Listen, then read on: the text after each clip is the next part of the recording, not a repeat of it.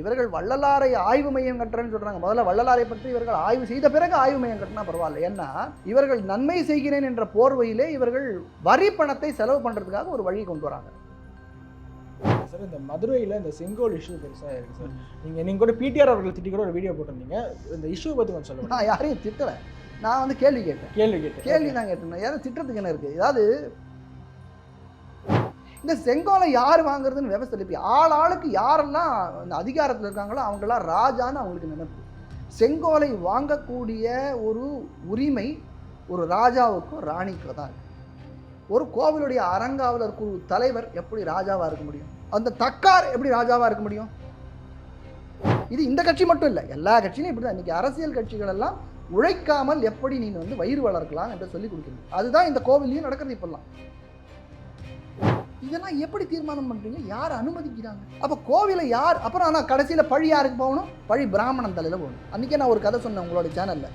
பழியெல்லாம் அமனன் தலை மேலே போன்றது. சும்மா இருக்கிற வாய முடின்னு ஒருத்தர் இருந்தாக்கா அவன் தள்ள போடு பழியை.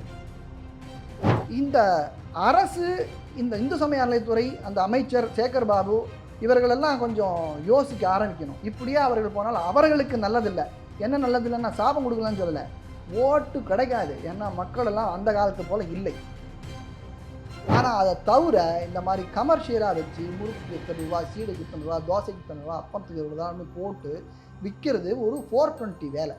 இந்து சமயத்தில் பண்ணுற 420 வேலை. பழனி பஞ்சாமிர்தம் ஆனாலும் அது 420 வேலை தான். ஏன்னா அந்த பஞ்சாமிர்தம் முருகனுக்கு படைக்கிறதெல்லாம் கிடையாது, எங்கேயோ பண்ணி பேக் பண்ணி அங்கே விற்கிறாங்க.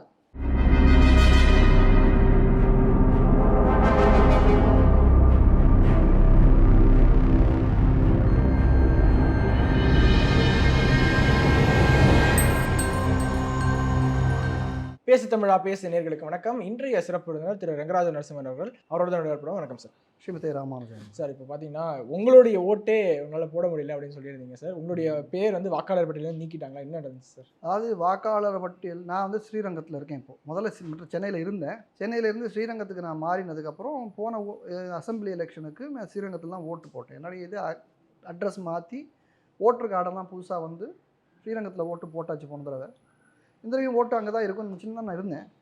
என்னுடைய அஜயக்கரதையும் சொல்லணும். ஏன்னா ஜனவரி மாதமே இது பண்ணணுன்றது எனக்கு தெரியல. இப்போ நான் தெரிஞ்சுனேன். இனிமேல் தெரிஞ்சுக்கணும் போடுறது. ஒரு வாட்டியும் செக் பண்ணணுன்றது இப்போ புரியுது. அதாவது நம்ம சிஸ்டம் அவ்வளோ அழகாக இருக்குன்னு மாறி போகிறது.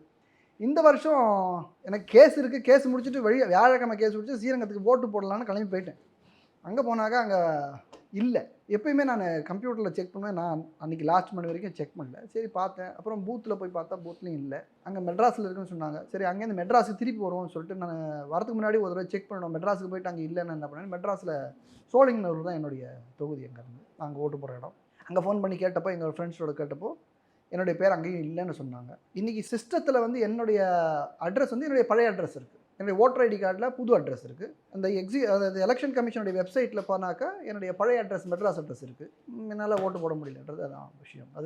இது என்னென்னு தெரியல எனக்கு.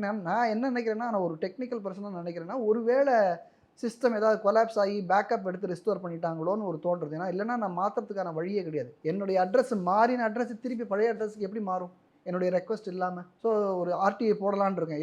எதை பேஸ் பண்ணி நீங்கள் அட்ரஸ் திருப்பி மாற்றுனீங்க அப்படின்னு ஆர்டிஐயில் கேட்க முடியும் நம்மளால். அப்படி அட்ரஸ் மாறியுமே அங்கே ஓட்டு இல்லைன்னு தானே சார் வந்திருக்கு. அது நம்ம சொல்ல முடியாது. சரியாக பார்க்காம கூட இருந்திருக்கலாம், எனக்கு தெரியாது. ஆனால் இல்லைன்னு சொன்னதுக்கப்புறம் நான் அவ்வளோ தூரத்துக்கு 400 கிலோமீட்டர் வண்டி ஓட்டுன்னு வருதுன்றது எல்லாரும் 5000 ரூபா வாங்கி ஓட்டு போடுறாங்க. 5000 ரூபா கொடுத்து ஓட்டு போடுற அளவுக்கு அது ஒர்த்து இல்லைன்னு தான் நினச்சேன் நான். ஸோ அதனால் அவ்வளோ ஏன்னா நான் பண்ணி முடிக்கிறதுக்குள்ளே காத்தால 11-12 மணி ஆகிடுது. அங்கேயே நீங்கள் வரணும்னாலும் 4 மணி நேரம் ஆகும் குறைஞ்சபட்சம். அதனால போட முடியல. இது யாருடைய தவறு என்று எடுத்துக்கலாம்? வாக்காளர்கள் முன்னாடியே சரி பார்க்கணும். பல பேருக்கு தமிழ்நாடு முழுக்க பார்த்தீங்கன்னா எங்கே திரும்பினாலுமே என்னுடைய பேர் விட்டு போயிருக்கு. எனக்கு அது தெரியல. என்னுடைய பர்சனலாக நான் சொல்கிறேன். இது வரைக்கும் நான் வந்து 3ஆம் மனுஷங்கள் சொல்கிறது நம்ம சொல்ல முடியாது, வெரிஃபை பண்ண முடியாது. நானாக சொல்கிறேன். இது நான் அனுபவப்பட்டதை சொல்கிறேன். நான் ட்விட்டரில் கூட அதுக்கு முன்னாடி நாளே போட்டிருந்தேன். ஸ்க்ரீன்ஷாட்ஸ் எல்லாமே போட்டிருந்தேன். என்னுடைய அட்ரஸ்லாம் தப்பாக இருக்குன்னு சொல்லி. என்னை பொறுத்த வரைக்கும் இது எலெக்ஷன் கமிஷனுடைய சாஃப்ட்வேர் டிபார்ட்மெண்ட்டோடைய ப்ராப்ளம். அவங்க என்ன அவங்க சரியாக ஹேண்டில் பண்ணலன்றது எனக்கு தெரியுது. இதுலேருந்து என்னுடைய புது அட்ரஸ் மாதிரி பழைய அட்ரஸ்க்கே திரும்பி போனதுனால இது ஏதோ ஒரு பேக்கப் ரீஸ்டோரில் பிரச்சனை வந்திருக்கும் அப்படின்னு எனக்கு தோன்றுறது. ஆஸ் அ டெக்னிக்கல் பர்சன் நான் அதை சொல்கிறேன். ஓகே, அடுத்து நம்மளுடைய முக்கியமான சப்ஜெக்ட் வந்துடும் சார். வள்ளலாருடைய இடத்துல ஒரு இன்டர்நேஷ்னல் ஆய்வு மையம் கட்ட போகிறதாக அறிவிச்சிருக்காங்க. அதையும் இப்போ வந்து நிறைய பேர் எதிர்த்துட்டு இருக்காங்க, நீங்களும் அதில் ஒருத்தர். அந்த இடத்துல இன்டர்நேஷனல் மையம் கட்டக்கூடாது அப்படின்னு சொல்லி என்ன ரீசன் சார் கட்டக்கூடாதுங்கிறதுக்கு? வள்ளலார்ன்றவர் ஒரு தமிழ்நாட்டில் ஒரு துறவியாக இருந்தார். அவருடைய வழிபாட்டு போதுன்னா அருவ வழிபாடு, உருவ வழிபாடு இல்லை, ஜோதி வடிவமாக அவர் வழிபடுறார். சிவனை வழிபடுறாரு, அவர் ஜோதி வடிவமாக வழிபடுறார். இது நிறைய பேர் அவர்கள் சன்மார்க்கிகள்னு சொல்கிறாங்க. அது அவர்களுடைய வழி வந்தவர்கள் நிறைய பேர் இருக்காங்க. அவர்கள் அஹிம்சையை முக்கியமாக கொள்கையாக கொண்டிருக்காங்க. அதாவது புலால் உண்ணக்கூடாது, புலால் மறுப்பை கொள்கையாக கொண்டிருக்கிறார்கள். அருவ வழிபாடு வைத்திருக்கிறார்கள், சிவனை வழிபடுகிறார்கள். அவர்களுக்கு வடலூரில் ஒரு வள்ளலார் மையம் இருக்கிறது. அந்த மையத்தில் ஒரு 100 ஏக்கர் இடம் அந்த காலத்தில் 1800 வள்ளலார் வாழ்ந்த காலத்திலிருந்து இன்னும் வரைக்கும் இருக்குது. அவர்களுடைய நம்பிக்கை, அந்த வள்ளலார் வழிவந்தவர்களுடைய நம்பிக்கை, அது ஒரு சம்பிரதாயம்னு நான் சொல்லுவேன். வள்ளலார்ன்றது ஒரு குரு. அந்த குருவுடைய போதனைகளை பின்பற்றி வருபவர்கள் ஒரு குழுவல், ஒரு சம்பிரதாயத்தவர்கள். அந்த வள்ளலார் சம்பிரதாயத்தவர்களுடைய அந்த வழிபாட்டு தலம் இருக்கு இல்லையா, அந்த வழிபாட்டு தலம் என்பது ஒரு அங்கே ஜோதி, அணையாத ஜோதி ஒன்று இருக்குது. அதுதான் அவங்க வழிபடுறாங்க. ஒரு கட்டடம் இருக்குது, அந்த கட்டடம் அது கோவில்னு சொல்லல, அந்த மொத்தம் 100 ஏக்கரையும் அவர்கள் கோவிலாக பாவிக்கிறார்கள். வள்ளலாருடைய எழுத்துக்களும் அப்படித்தான் சொல்லுகின்றன. இது பெருவெளி, இந்த பெருவெளியிலே தான் நம் கடவுளை தரிசிக்க முடியும், இந்த வெளி தான் நமக்கு கடவுள் அப்படின்றது அவருடைய தத்துவம் சுருக்கமாக சொல்லும். அந்த இடத்துல வந்து தமிழக அரசு வள்ளலார் சர்வதேச ஆய்வு மையம் என்று ஒரு 99.9 கோடி, சுமார் 100 கோடி ரூபாயில் திடீர்னு ஞானோதயம் பிறந்து, அதாவது வள்ளலார் மேலே அவர்களுக்கு பற்று வந்திருக்கு, தமிழக அரசுக்கு மேலே திடீர்னு என்னன்னு தெரியல. அவருடைய கொள்கைகளை பரப்புகிறேன் என்று சொல்லி நாங்கள் ஆய்வு மற்றும் கட்டுறோன்னா அங்கே ஒரு லைப்ரரி, அதுவாக்கும் இன்டர்நேஷ்னல் சென்டர், ஒரு இந்த மெடிடேஷன் ஹால், பக்தர்களுக்கு தங்கும் வசதி, டாய்லெட்டு, அது இதுன்னு எல்லாத்தையும் கட்டுறேன் அப்படின்னு சொல்லி இந்த 100 ஏக்கர் பெருவெளியாக இருக்க வேண்டும் என்று வள்ளலார் உடைய எழுத்துக்களிலே இருப்பதற்கு முரணாக அந்த 100 ஏக்கரிலே 3 ஏக்கரை எடுத்து அங்கே இவர்கள் இதை கட்டுகிறார். அதாவது நமக்கு இந்த கோவில் அப்படின்னாக்க, நம்ம ஜென்ரலாக நம்ம சொல்லும்போது கோவில்னா அங்கே ஒரு தெய்வம் இருக்கும், அங்கே போவோம், அங்கே பூஜைகள்லாம் நடக்கும்ன்ற நம்ம பார்க்கலாம், ஒரு விக்கிரகம் இருக்கும், அதை நம்ம வழிபடுவோம். ஆனால் வள்ளலார் வழி வந்தவர்கள் அருவ வழிபாட்டில் இருப்பவர்கள், அவங்களுக்கு உருவ வழிபாடு கிடையாது. அப்போ உருவ வழிபாடு கிடையாதுன்னா கோவில்னு ஒன்றும் அவர்களுக்கு கிடையவே கிடையாது, எல்லாமே கோவில் தான். அதனால அவர்கள் அந்த 100 ஏக்கர் இடத்தையே கோவிலாக நினைத்திருக்கிறார். இந்த சமயம் அறளைத்துறையும் இந்த தமிழக அரசும் இதை புரிஞ்சுக்கணும். முதல்ல இவர்கள் வள்ளலாரை ஆய்வு மையம் கட்டுறேன்னு சொல்கிறாங்க. முதல்ல வள்ளலாரை பற்றி இவர்கள் ஆய்வு செய்த பிறகு ஆய்வு மையம் கட்டினா பரவாயில்ல. ஏன்னா இவர்கள் நன்மை செய்கிறேன் என்ற போர்வையிலே இவர்கள் வரி பணத்தை செலவு பண்ணுறதுக்காக ஒரு வழி கொண்டு வராங்க. இதுதான் நான் புரிந்து கொண்டது. ஏனென்றால் ஆர்டிகிள் 27 கான்ஸ்டிடியூஷன் ஆஃப் இந்தியா, இந்திய அரசியலமைப்பில் ஆர்டிகிள் 27 சொல்கிறதுனாக்கா வரி பணத்தை எந்த ஒரு மதத்தினுடைய கொள்கையை பரப்புவதற்கும் உபயோகப்படுத்தக்கூடாது என்று ஆர்டிகிள் 27 தடை விதிக்கிறது. இப்போ இந்த 99.9 கோடி ரூபாய் இருக்கு இல்லையா, இந்த கோடி இதெல்லாம் வரி பணம். இது தமிழக அரசு தன்னுடைய அரசு கஜானாவிலிருந்து செலுத்துறது. முதல்ல இது பண்ண முடியாது. அவர்கள் எத்தனை தான் நல்ல எண்ணத்தோடு இருந்தாலும் கூட அது தமிழக அரசு, அதுவும் இப்போ இருக்கிற திமுக அரசுக்கு இந்த வள்ளலாருடைய கொள்கைகளை பரப்புவேன் என்று சொல்வதற்கு வாய்ப்பே இல்லை. ஆனால் அவர்கள் அஃபிடவிட்டில் அப்படி தான் போட்டிருக்காங்க. அஃபிடவிட்டில் போட்டதே அவர்களுக்கு பாதகமாக முடியும் என்று எனக்கு நன்றாக தெரியும். ஏனென்றால் ஒரு மதத்தை தூக்கி பிடிப்பதையோ ஒரு மதத்தை உதாசீனப்படுத்துவதையோ இந்திய அரசியலமைப்பு சாசனம் அனுமதிப்பதில்லை. இது வந்து செக்யூலர் கண்ட்ரின்னு சொல்கிறோம், அதாவது மத சார்பற்ற நாடு. அப்படின்னாக்க எந்த ஒரு மதத்திற்கும் ஒரு சிறப்பு இடமோ ஒரு தாழ்ந்த இடத்தையோ கொடுக்கக்கூடாது. அரசு வந்து அந்த தமிழ் மாநில அரசாலும் மத்திய அரசாக இருந்தாலும் இந்த மத விஷயங்களிலே சமமான பார்வையிலே இருக்க வேண்டும் அப்படின்றது தான் நம்மளோட அரசியலமைப்பு சாசனம் சொல்கிறது. அதில் 27 என்ன சொல்கிறதுனாக்க, வரி பணத்தை இதற்கு எந்த மதத்தினுடைய கொள்கைகளை பரப்புவதற்கு உபயோகப்படுத்தக்கூடாதுன்னு சொல்கிறது. இந்து சமய அறநிலையத்துறை அவர்களுடைய எதிர்மனுவிலே கவுண்டர் அஃபிடவிட்டில் என்ன சொல்கிறாங்கன்னாக்க, வள்ளலாருடைய மத போதனைகளை பரப்புவதற்காக இந்த ஆய்வு மையம் கட்டப்படுதுன்னு சொல்கிறாங்க. முதல்ல அப்படியே கட்டினாலும் அந்த இடத்துல வந்து பெருவழியாக இருக்கணும்னு அவர் சொல்லியிருக்கார். அவருடைய புஸ்தகங்களை படிப்பவர்களுக்கு நன்றாக தெரியும். ஒரு காலத்தில் அங்கே ஒரு கிணறு கட்டுறேன் அப்படின்னு சொன்னாங்களாம், அது கூடாதுன்னு தடுத்தார். இவ்வளோ இடம் இருக்கே, கொஞ்சம் இடத்துல விவசாயம் பண்ணலான்னு சொன்னாங்களாம், அதுவும் கூடாதுன்னு சொல்லிட்டார்.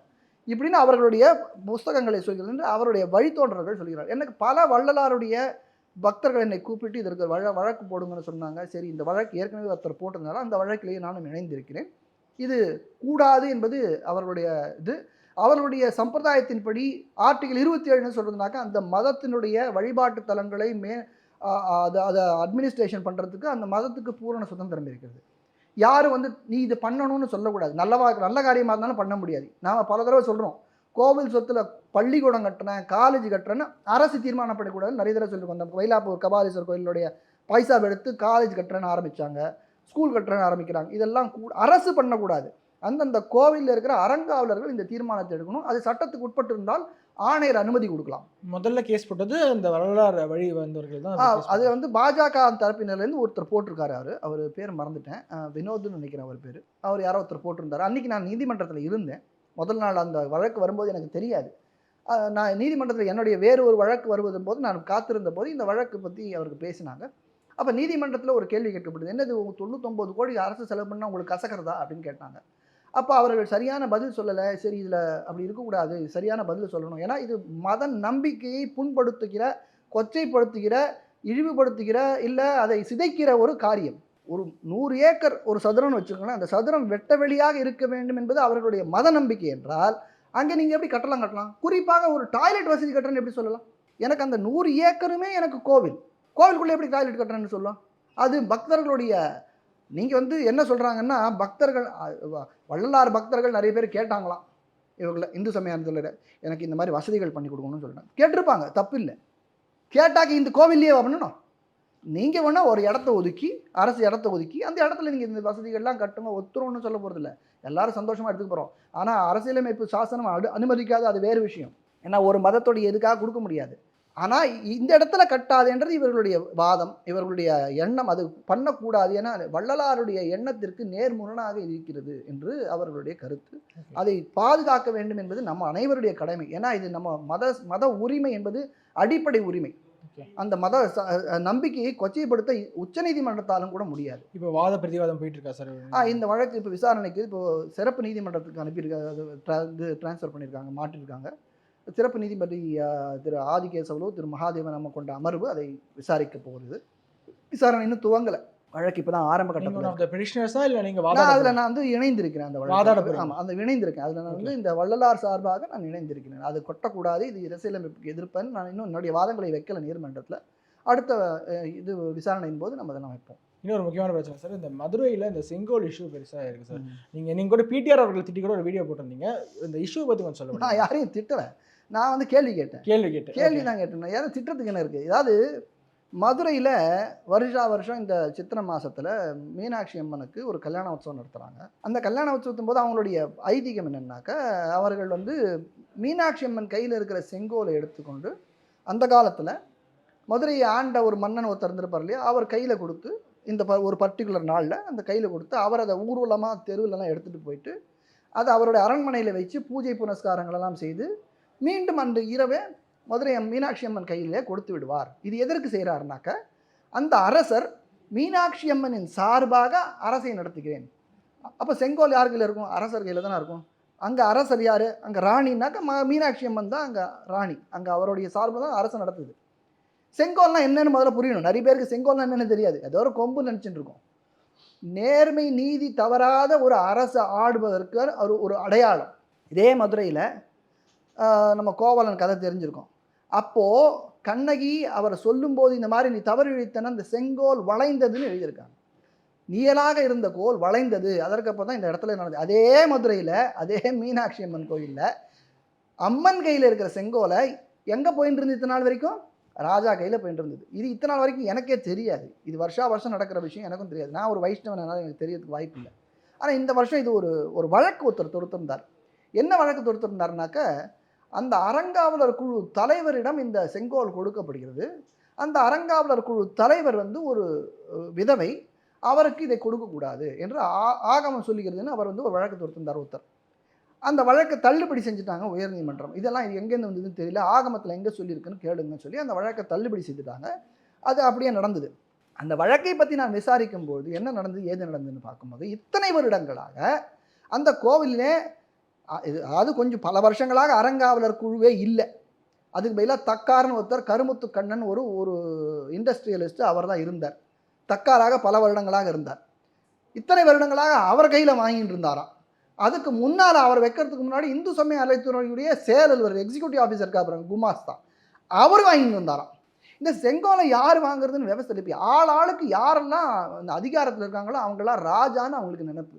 செங்கோலை வாங்கக்கூடிய ஒரு உரிமை ஒரு ராஜாவுக்கோ ராணிக்கோ தான் இருக்குது.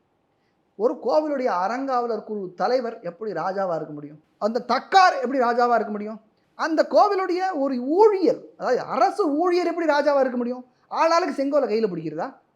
அப்போ வழக்கு என்னை பொறுத்த வரைக்கும் வழக்கு போட்டதே தப்பு. என்னன்னா விதவை தொடக்கூடாதுன்னு சொல்லக்கூடாது, ராஜாவை தவிர யார் கையிலும் இருக்கக்கூடாது. என்னுடைய அபிப்பிராயம் என்னன்னாக்க அந்த அந்த செங்கோலை ஊர்வலமாக எடுத்துக்கொண்டு ஒரு பல்லாக்கிலையோ எங்கேயோ வச்சு எடுத்துட்டு கொண்டு வந்து திரும்பி ராணிக்கிட்டே அந்த அம்மன்கிட்டே கொடுத்துட வேண்டியது தான் சரியான வழக்கமாக இன்று இருக்கும்.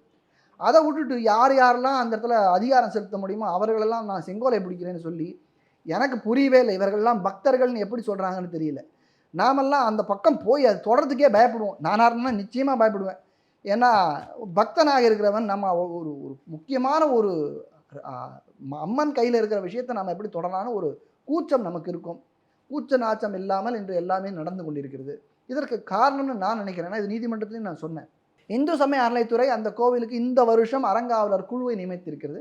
அந்த அறங்காவலர் குழு தலைவராக பிடிஆர் பழனிவேல் தியாகராஜனுடைய தாயார், அவருடைய பேர் இன்னும் கூட ஞாபகம் இல்லை எனக்கு, அவருடைய தாயார் தான் நம்ம அடையாளப்படுத்துகிறோம்.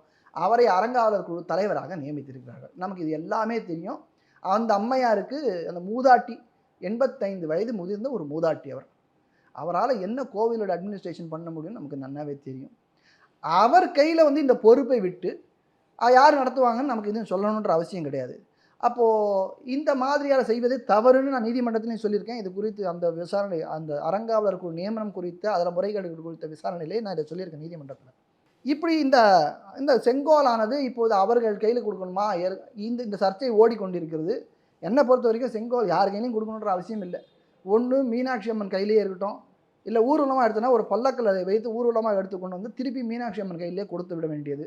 இது நடக்கலைன்னாக்கா அடுத்த வருடம் இது குறித்து நான் வழக்கு தொடுக்கலாமா வேண்டாமா என்று யோசிக்க வேண்டும். இந்த செங்கோல் யார் கையில் இருக்கிறது தான் உங்களுக்கு பிரச்சனை? செங்கோல் இப்போ யார் பிடிக்கணுன்றது, செங்கோலை இதோடைய தாத்பரியத்தை நம்ம புரிஞ்சிக்கலைன்னா உங்களுக்கு புரியாது. நம்ம சொல்கிறது யாரும் என்ன புரியாது. தாத்பரியம் என்ன? அந்த ராஜா, மதுரையை ஆண்ட ராஜா, அம்மனின் சார்பிலே நான் ஆட்சி புரிகிறேன் என்பதற்காக ஒரு நாள் ஒரு வேளை அந்த செங்கோலை தன் கையிலே வாங்கி திருப்பியும் அம்மன்கிட்டே கொடுத்துட்றார். அங்கே மதுரையை ஆள்வது யார் என்றால் மீனாட்சி அம்மன் என்பது நமக்கு நல்லா தெரியும். இப்போது இந்த திராவிட கழகத்தில் இருக்கிறவங்க கள்ளியே மீனாட்சி உனக்கு மூக்குத்தி எதுக்குன்னு கேட்ட அந்த பரம்பரையில் வந்தவர்கள்லாம் எதற்கு இதெல்லாம் கையில் பிடிக்கணும்னு ஆசைப்பட்றாங்கன்னு எனக்கு புரியல. மீனாட்சி அம்மனை இப்படி திட்டிட்டு பசவு பாடிட்டு அந்த இடத்துல நம்ம இப்போ ரீசெண்டாக அரசியலில் கூட சர்ச்சைகள் எல்லாம் வந்தது இல்லையா? ஏன்னா அண்ணாமலை அப்படி சொல்லிட்டார் இப்படி சொல்லிட்டாருன்னு நிறைய சண்டைலாம் வந்தது. எப்படி சொல்லலாம், அப்போ அந்த அண்ணா இதை சொன்னாரா அதை சொன்னாரான்னு ஒரே சர்ச்சைகள் இருந்து இல்லையா? இப்படிப்பட்டவர்கள் ஏன் இரட்ட மேடம் போடுறாங்கன்னு எனக்கு தெரியல. ஒரு பக்கம் உதயநிதி ஸ்டாலின் சனாதனத்தை ஒழின்னு சொல்ல வேண்டியது, இன்னொரு பக்கம் பிடிஆர் பழனிவேல் தியாகராஜன் என்னுடைய செங்கால கூட எனக்கு நான் பக்திமான்னு சொல்ல வேண்டியது. இவர்கள் எது உண்மையான முகம்? இது ஏன் இப்படி இருக்காங்கன்னு எனக்கு புரியல. இது எதுக்காக இப்படி பண்ணுறாங்கன்னா மக்களை ஏமாற்றி தான் ஓட்டு வாங்குவதற்கு ஒன்றே குறிக்கோளா எனக்கு புரியவே இல்லை சத்தியமாக. வேண்டுங்கிறப்போ நம்ம கோவில் பக்கத்தை நான் பக்தன் என்று காட்டிக்கொள்ள வேண்டியது. அதே ஒரே கட்சியில் 2 பிரிவு. வேணும்னாக்க எல்லாரும் இந்துக்கள்னு சொல்ல வேண்டியது, வேணும்னாக்க நான் வள்ளலார் வழி வந்தவன்னு சொல்ல வேண்டியது. வள்ளலார் வழி வந்தவர்கள் என்றால் வள்ளலாருடைய கொள்கைகளை பிடிக்க வேண்டும் என்றால் நாட்டில் இருக்கிற அத்தனை மாம்ச கடையும் பேன் பண்ணுங்க பார்க்குறேன். ஏன்னா வள்ளலாருக்கு அது பிடிக்கல இல்லையா? நான் சொன்னால் நான் பிராமணன்னு சொல்லுவீங்க, வள்ளலார் சொல்கிறாரே மாம்சம் சாப்பிடாதுன்னு சொல்கிறாரு. அப்போ நீங்கள் ஒரு வள்ளலாருடைய கொள்கையை தூக்கி பிடிக்க வேண்டும் என்றால் அதை செய்யணும். மீனாட்சி அம்மனுடைய கொள்கையை தூக்கி பிடிக்க வேண்டும் என்றால் மீனாட்சி அம்மனை வசவு பாடியவர்களை நீங்கள் கொண்டாடக்கூடாது. இதே அண்ணாதுரையுடைய பிறந்த நாளுக்கு பார்த்தசாதி கோயிலையும் அந்த கோயிலும் இந்த கோயிலையும் மதியம் சமபந்தி விருந்து நடத்துனாங்களாம். யார் இவர்கள் நடத்துறதுக்கு? கோவிலை பார்த்து அது ஒரு கொள்ளையடிக்கிறவங்க இடம்னு சொல்லி இந்த மாதிரி வசனம் எழுதுகிறவங்களையும், ரங்கநாதனையும் பீரங்கி வெடிக்கிறேன்னு சொன்னவங்களையும், இவர்களெல்லாம் எதுக்கு இந்த கோவில் பக்கம் வரணும்? இது ரொம்ப மோசம். என்னன்னாக்கா திருவல்லிக்கேணியை பொறுத்த வரைக்கும் நான் சொல்கிறேன், அங்கே இருக்கிற சில பிராமணர்கள் கூட இந்த சில தேர்தலுக்கு முன்னால் இந்த பிராமண வேஷத்தோடையே போய் திமுகவுக்கு ஓட்டு கேட்டாங்க. ஓட்டு கேட்குறது அவர்கள் உரிமை, நான் சொல்லலை. ஏன் இந்த வேஷத்தை போட்டு ஏமாத்துறீங்க உலகத்தைன்னு நான் கேட்குறேன். இப்போது வெளி உலகத்தில் இப்படி இது 2 நாளைக்கு முன்னாடி என்ன நடந்ததுனாக்க இதே மதுரை மீனாட்சி அம்மன் கோயிலில் இந்த திருக்கல்யாண உற்சவத்தும் போது நான் ஒரு வீடியோ பார்க்குறேன். எனக்கு ஒருத்தர் அனுப்புகிறார், பிஹைண்ட் ரூட்ஸ்லன்னு நினைக்கிறேன், அதை எடுத்து அனுப்பிடுறார் ஒருத்தர். எல்லா பக்தர்கள் வரிசையில் நின்றுட்டுருக்காங்க, நாங்கள் 3 மணி நேரம் நிற்கிறோம், எங்களுக்கு வெளியில் போகிறதுக்கு கூட வழி இல்லை, எனக்கு தரிசனம் கூட வேண்டாம், என்னை வெளியில் அனுப்பிவிடுங்க, எங்களால் ஒன்றுக்கு போக முடியல, பாத்ரூம் போக முடியல, இந்த மயக்கம் வருது, எனக்கு எதுவுமே பண்ண முடியல, நாங்கள் கையில் பாஸ் வச்சுருக்கோம், நீங்கள் எப்படி அந்த பக்கம் விஐபி அனுப்புங்கன்னு பல பேர் ஒரு முறையிடுறாங்க. இந்த முறையீடுன்றது இப்போ மதுரை மீனாட்சி அம்மன் கோயில் இல்லை, திருச்செந்தூரில் நடக்கிறது, ஸ்ரீரங்கத்தில் நடக்கிறது, மதுரையில் நடக்கிறது, பழனியில் நடக்கிறது, எல்லா கோவிலையும் இப்போ நடக்க ஆரம்பிச்சிடுது. இந்த முறைகேடான விஐபி தரிசன்றது எல்லா இடத்துலையும் நடக்க ஆரம்பிச்சிருது. இப்போ இந்த தமிழக அரசு இதை வச்சுக்கொண்டு நன்னா சம்பாதிக்கிறாங்கன்னு நான் சொல்லணும். இது எதுக்கு இந்த மாதிரி பண்ணுறாங்கன்னு எனக்கு தெரியல. இந்த அந்த வரிசையில் இருந்து புகார் சொல்பவர்களே கையில் ஒரு கூப்பன் வச்சுருக்காங்க, ஒரு பாஸ் வச்சுருக்காங்க. இந்த பாஸ் அவங்க அவங்களுக்கு எவ்வளோ கொடுத்தாங்க, அதுக்கு எவ்வளோ ரூபா கொடுத்தாங்க? சில பேர் நான் இந்த காணொலி போட்டதை பின்னூட்டத்தில் எழுதுறாங்க, 500 ரூபா கொடுத்தாங்க. 500 ரூபா அந்த பாஸ் வந்து 1000 ரூபா கொடுத்து கூட வாங்கியிருக்காங்க சில பேர் அப்படின்னு சில பேர் சொல்கிறாங்க. நீங்கள் போகிறதே முறைகேடான ஒரு தெய்வத்துக்கு முன்னாடி போய் முன்னுரிமை கேட்டு நீங்கள் போகிறீங்க. உனக்கு மேலே ஒருத்தன் பலனாக இருக்கான், அவன் முன்னுரிமை கேட்டு போகிறான். இப்போ கடைசியில் என்ன ஆச்சுன்னா, பாமரன் கையில் காசு இல்லாதவன் அன்னைக்கு மதுரைக்கு போயிருந்தாக்க மீனாட்சி அம்மன் தரிசனம் அவனுக்கு கிடைக்காதுன்னு என்ன நமக்கு தெரியும். ஏன்னா பைசா வச்சிருக்கிறவனுக்கே, இவனை கூட நிறைய பணம் வச்சிருக்கிறவனுக்கு முன்னுரிமை விஐபி தரிசனம். ஸ்ரீரங்கத்தில் இந்து சமய அறநிலையத்துறையுடைய வழக்கறிஞரே கோர்ட்டில் சொல்லியிருக்கார். இங்கே கோவிலில் வந்து ஒரு நாளைக்கு 20% வந்து விஐபி வராங்க சார். 20%? ஆமாம், 10,000 பேர் வராங்க ஒரு நாளைக்கு. 20% விஐபினா என்ன அர்த்தம்? 2,000 பேர் விஐபியா? அப்படி என்ன விஐபின்னு நீதிமன்றம் கேட்குறாரு. அது சொல்கிறாங்க, இல்லை கலெக்டர், தாசில்தார் எல்லாரும் எனக்கு 3 கிராம் உனக்கு. அதுக்குன்னு தனி ஒரு லைன், ஸ்ரீரங்கத்தில் தனியாக ஒரு லைன். இதை போல் அந்த லைனுக்கு கொடுக்குற காசுக்கெல்லாம் கணக்கு இல்லை. அந்த லைனுக்கு கொடுக்குற பைசா டிக்கெட்டுக்கெல்லாம் எந்த பணமும் எந்த கணக்கு வழக்கம் கிடையாது. இந்த பணமெல்லாம் ஒரு டிக்கெட் 1000 ரூபான்னா 2000 ரூபான்னா எனக்கு தெரியாது. யார் வாங்கினாலும் தவறு. அது இந்து சமயத்தில் வாங்கினாலும் சரி, அர்ச்சகர் வாங்கினாலும் சரி, அங்கே ஊழியர் வாங்கினாலும் சரி, இது மாதிரி எதுக்கு வாங்கி உள்ள விடணும்? இது செங்கோலை கையிலே பிடிக்க நினைப்பவர்கள் குறைந்தபட்சம் அந்த கோவிலிலே அந்த யாருக்கும் ஒரு டிஸ்கிரிமினேஷன் இல்லாமல், உயற்றத்தாழ்வு இல்லாமல் எல்லோரையும் சமமாக பாவித்து பெருமானை தரிசிப்பதற்கான வழிவகை செய்ய வேண்டும். செங்கோலை பிடிக்கணுன்ற ஆசைப்படுறீங்கல்ல. அப்போ இந்த கோவிலில் நடக்கிற முறைகேடுகளை கேட்கறதுக்கு உங்களுக்கு வக்கு இல்லையா? அதுக்கு இஷ்டம் இல்லையா?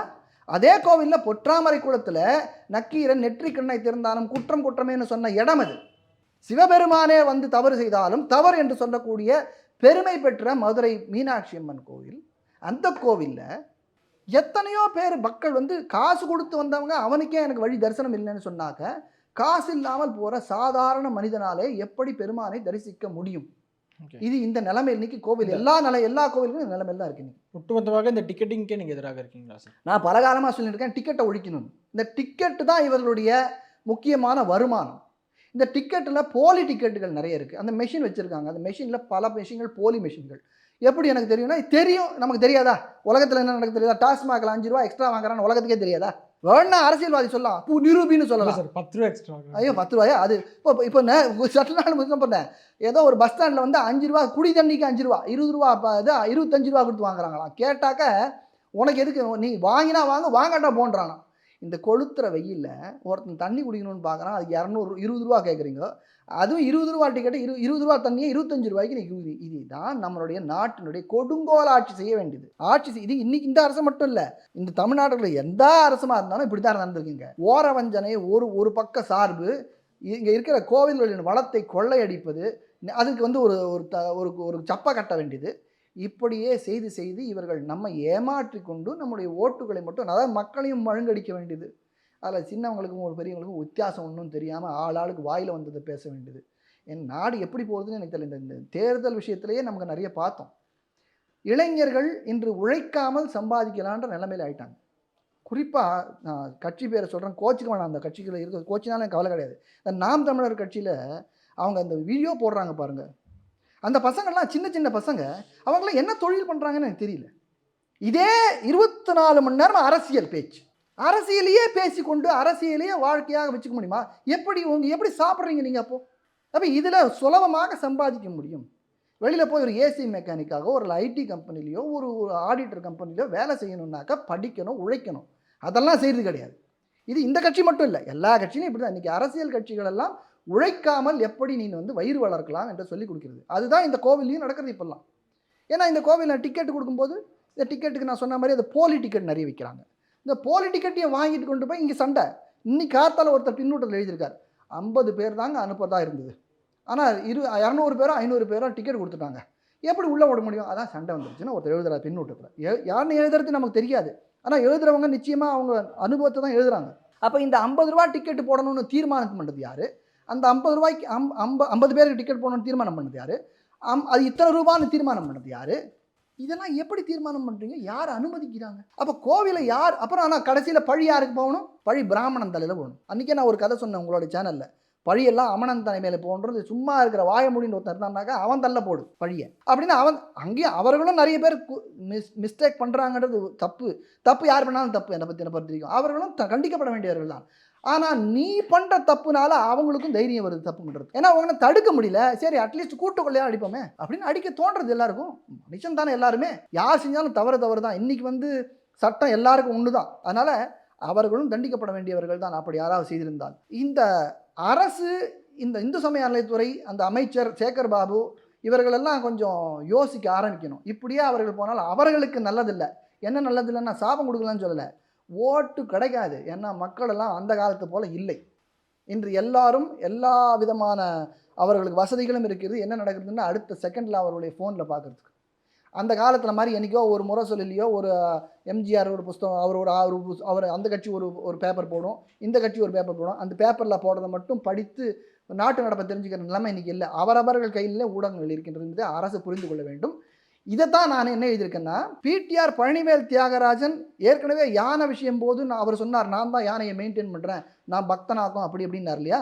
இந்த மதுரை மீனாட்சி அம்மன் கோவிலே அந்த திருக்கல்யாணத்தன்று என்ன நடந்தது, என்ன முறைகேடு நடந்தது, என்ன யாருக்கெல்லாம் பாஸ் கொடுக்கப்பட்டது. அதில் ஒருத்தர் சொல்கிறார், நான் கட்டளைதாரர், நான் உபயதாரர்னு சொல்கிறார். கட்டளைதாரர் உபயதாரருக்கு எப்படி பாஸ் கொடுக்கப்பட்டது, எப்படி தேர்ந்தெடுக்கப்பட்டார்கள் அப்படின்னு என்னெல்லாம் நடந்துன்றத ஒரு வெள்ளை அறிக்கை அவர் சமர்ப்பிப்பாரா? இல்லை அவரோட அவருடைய தாயார் என்னை பொறுத்த வரைக்கும் வயதான மூதாட்டி, என்னுடைய தாயை போல. என்னுடைய தாய் அந்த வயசுல இருந்தால் நான் நிச்சயமாக அந்த இடத்துல அந்த மாதிரியான ஒரு பொறுப்பில் நான் விட மாட்டேன். ஆனால் அவர் விட்டுருக்கார். அது அவருடைய தலையெழுத்து.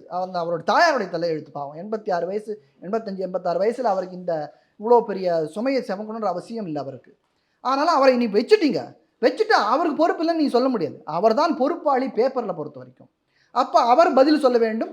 அவர் வெள்ளை அறிக்கை விட வேண்டும். அவர் சார்பிலே பிடிஆர் பழனிவேல் தியாகராஜன் வெள்ளை அறிக்கை வெளியிடுவாரா, இல்லை சேகர் பாபு அவர் வெளியிடுவாரா? அடிச்சு விடுன்னு சொல்கிறீங்க.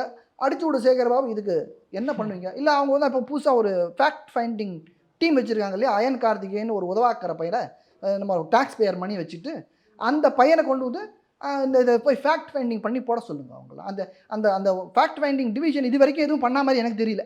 அவங்களுக்கு நான் கொடுக்குறேன் ஃபஸ்ட்டு ஜாப். 4 லட்சமா 5 லட்சமா சம்பளம் வேறு வாங்குறாரு அவர் இல்லையா.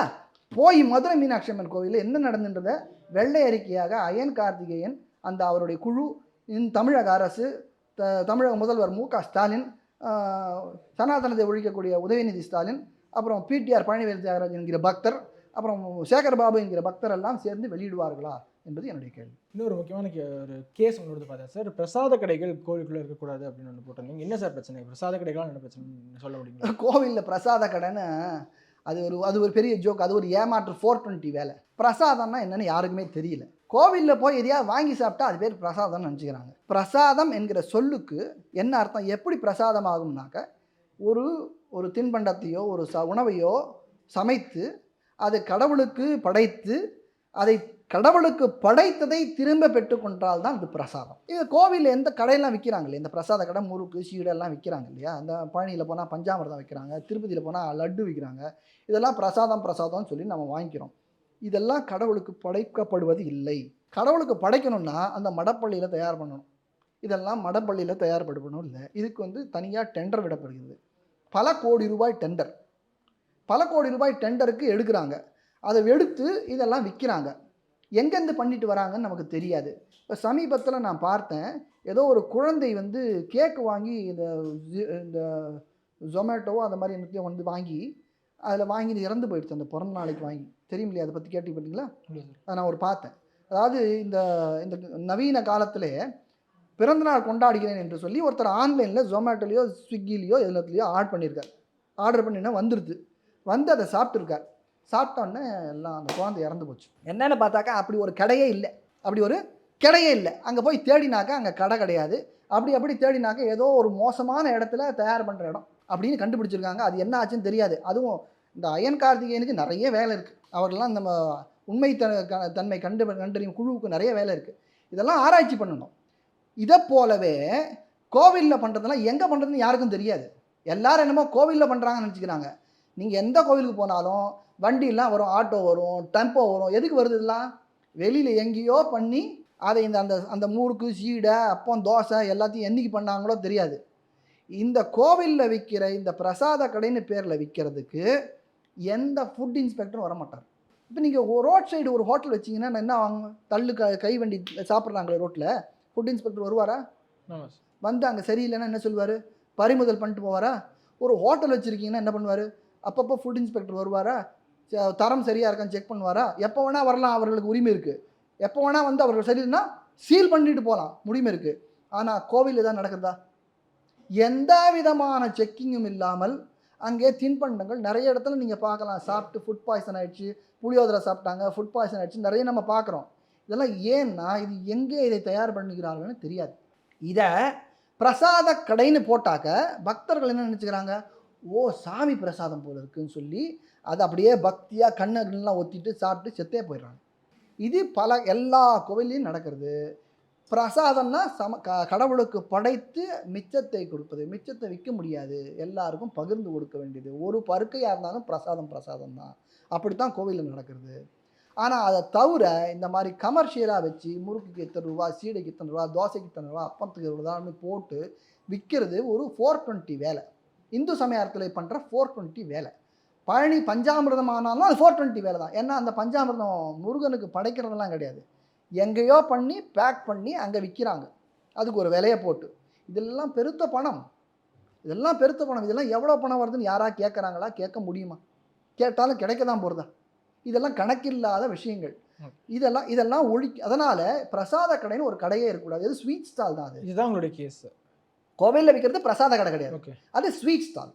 அப்போ ஸ்வீட் ஸ்டால் கோவிலுக்குள்ளே வைக்கலாமா? முடியாது, சட்டம் அனுமதிக்கலை. அப்போ சட்டம் அனுமதிக்காத ஸ்வீட் ஸ்டாலை கோவில் நீ எப்படி வைக்கலான்றது என்னுடைய கேள்வி. அப்படி வைக்கக்கூடிய ஸ்வீட் ஸ்டால் அகற்றணும். அகற்றி விட்டாலும் அந்த ஸ்வீட் ஸ்டால் விற்க முடியாது. கோர்ட்டில் எந்த கோவிலையும் விற்க முடியாது. நீதிமன்றத்தில் நீதிபதி நன்றாக புரிந்து கொண்டு நான் கேட்டேன், எப்படிங்க அது பிரசாதம்னு அவர் கேட்டார். கடவுளுக்கு படைச்சி வரது தானே பிரசாதம். உடனே நம்ம இந்து சமயத்துடைய வழக்கறிஞர் இருக்காரு, இமீடியட்டாக வாயில் கண்ணை மூடி இல்லாமல் எல்லாத்தையும் நாங்கள் படைச்சி தான் கொண்டு வரோன்ட்டார். அதாவது பேக்கேஜ் ட்ரிங்கிங் வாட்டர் 20 ரூபா பாட்டில் இருக்கு இல்லையா, அதெல்லாம் அங்கே கடையில் விற்கிறாங்க. அதெல்லாம் கடையில் கடவுளுக்கு படைச்சி தான் கொண்டு வராங்க போல இருக்குது. இப்படி ஒரு பொய் சொல்லி ஒரு கேவலமான அளவிற்கு நீதிமன்றத்திற்கு வந்து வாதிடக்கூடிய நிலைக்கு இந்து சமயத்துறை தள்ளப்பட்டிருக்கு இன்னைக்கு. அதனால் இது ஒழியணும், இந்த பிரசாத கடையை ஒழிக்கணும். அது இன்னொரு பக்கம் பாருங்கள், ஒவ்வொரு கோவில்லையும் அன்னதானம் பண்ணுறேன்னு சொல்லி இவங்க செய்கிறாங்க. கோர்ட்டில் வந்து பக்தர்களுடைய வசதிக்காக பசியோடு வருவாங்க, பசியாடுறதுக்காகன்னு சொல்கிறீங்களா? அப்போ எதுக்கு அன்னதானம் பண்ணுறீங்க? அப்போ அன்னதானம் என்ன கணக்கு? அன்னதானம்னு பண்ணி அதுக்கு துட்டு நிறைய தனியாக உண்டியில் வச்சு அதுக்கு வாங்கி இந்த கோவிலில் நான் ஒரு கோடி அந்த கோவிலுக்கு அனுப்பி மாற்றி பணபரிவர்த்தனை பண்ணுறீங்க, காமன் குட் ஃபண்டுக்கு தள்ள சொல்கிறீங்க, எல்லாம் பண்ணுறீங்க, எல்லா அட்டுழியும் அதில் பண்ணுறீங்க. அன்னதானம்னு பேரை சொல்லிட்டு எத்தனை பேர் சாப்பிட்டாங்கன்னு யாருக்குமே தெரியாது. சாப்பாட்டுக்கு யாராவது கணக்கு போட முடியுமா? ஒரு நாளைக்கு 100 பேர் சாப்பிட்டாங்கன்னா யாராவது கணக்கு கண்டுபிடிக்க முடியுமா? இன்றைக்கி 100 பேர் சாப்பிட்டாங்க ஸ்ரீரங்கம் கோவிலில் அப்படின்னா சொன்னால் நம்ப வேண்டிதான். இதுவும் பார்த்தீங்கன்னா ஸ்ரீரங்கம் கோவிலில் ஒரு தட்டு இலைக்கு 50 ரூபான்னு வச்சுங்களேன், பார்சாதி கோயிலில் 35 ரூபா, பழனி கோயிலில் 25 ரூபா, அப்படியே ஒவ்வொரு கோயிலுக்கும் ஒவ்வொரு விலை. அது எப்படின்னு எனக்கு தெரியல. இதுலேயும் பல முறைகேடுகள் நடக்கின்றது. அப்போ நீ அன்னதானம்னு ஒன்று பண்ணி வைக்கிற, அப்புறம் ஏன் கோவிலில் விற்கிற பிரசாத கடைன்னு? அதை அதை வந்து நீ குத்தகைக்கு விடுற, அதை லீஸுக்கு விடுற, அதெல்லாம் ஒரு பல கோடி சம்பாதிக்கிற, அதில் லஞ்சம் கிஞ்சம்லாம் எல்லாமே உண்டு. ஏன்னா யாருக்கு எப்படி ஒரு டெண்டர்னாலும் இப்படி இல்லாமல் நடக்குமா? பர்சன்டேஜ் இல்லாமல் நடக்குமா? இதெல்லாம் உண்டு, எல்லா கோவிலையும் நடக்கிறது. நம்ம பக்தர்களும் அதெல்லாம் தெரியாமல் நேராக போய் நான் பிரசாதம் கிடக்கிறேன். ஸ்ரீரங்கத்தில் அந்த வைகுண்ட ஏகாட்சி வந்தால் 20 நாளைக்கும் பிரசாத கடை அமோகமாக இருக்கும். இதுதான் நமது நிலைமை. நம்ம பக்தர்கள் இப்படி விழிப்புணர்வு இல்லாத இருக்கும் வரையிலே, அதை வாங்கி தின்னும் வரையிலே இப்படித்தான் நடக்கும். இவ்வளோ நேரம் உங்களோட இணைந்து பல்வேறு கருத்துக்களை பகிர்ந்தமைக்கு நன்றி சார். ஸ்ரீமதி ராமானுஜன். உலக தமிழ் சொந்தங்களுக்கு வணக்கம். நான் ராஜவேல் நாகராஜன். பேசு தமிழா பேசு வலையொலியுடைய வளர்ச்சிக்கு நீங்களும் உறுதுணையாக இருக்கணும்னு நினச்சிங்கன்னா இந்த வீடியோடைய டிஸ்கிரிப்ஷனில் இருக்கக்கூடிய ரேசர் பே லிங்கை கிளிக் பண்ணுங்கள். அந்த லிங்க்கில் போயிட்டு உங்களுக்கு விருப்பமான தொகையை பேசு தமிழா பேசுவனுடைய வளர்ச்சிக்கு உங்களுடைய பங்களிப்பாக நீங்கள் கொடுக்கலாம். நன்றி, வணக்கம்.